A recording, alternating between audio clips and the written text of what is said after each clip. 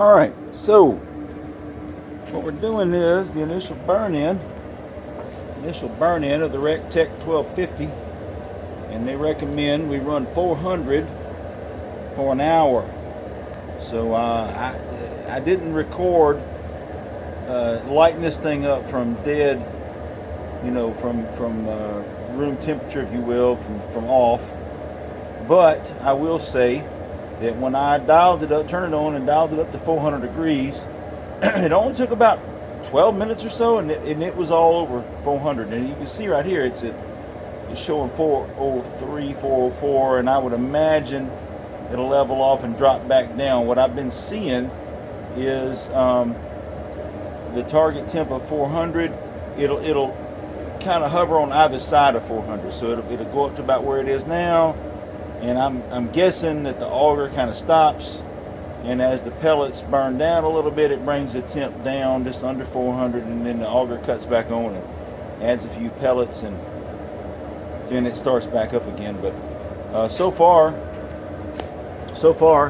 it's all over that 400 degree mark, and it's holding it pretty steady. Can't really complain about that. You can hear it running. Let's see. Oh, yep, 403. So it's dropping back down to that target temp. And I'm guessing, but it's just an educated guess. I can't see it because we've got the grills and the grease, the drip pan in the way. I will say that from an even heat perspective, when I lit this off and we sprayed it down.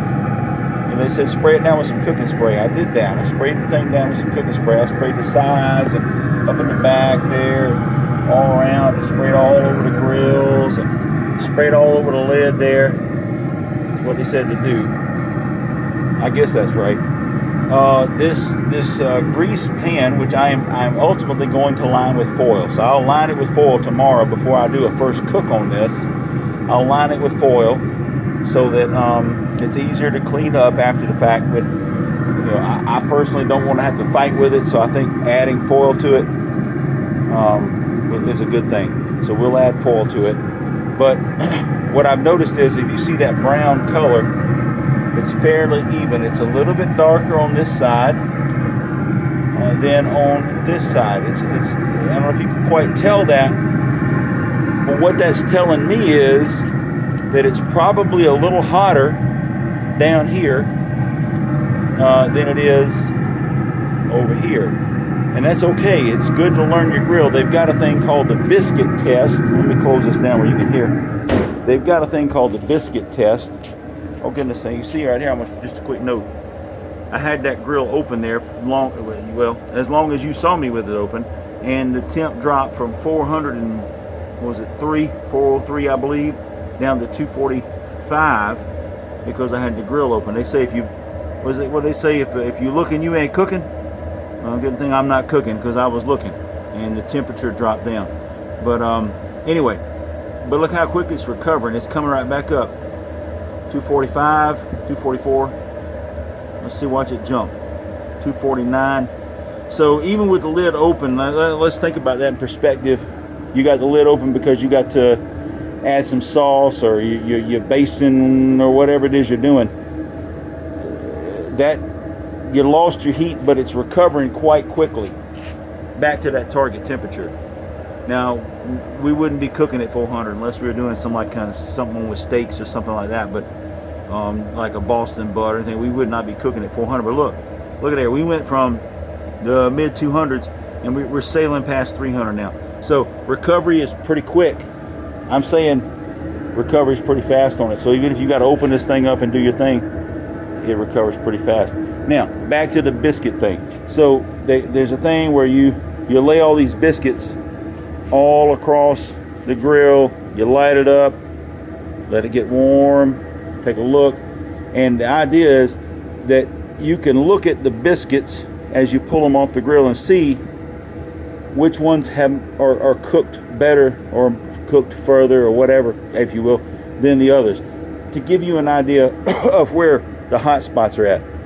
I don't think I'm going to do the biscuit test on this one, simply because I can look at the shield here and see that the hotter side is down on this end here. This is the hotter side, I think, because it's got the darker patina color than this up here. Now it's not a whole lot darker, but it is darker than this up here.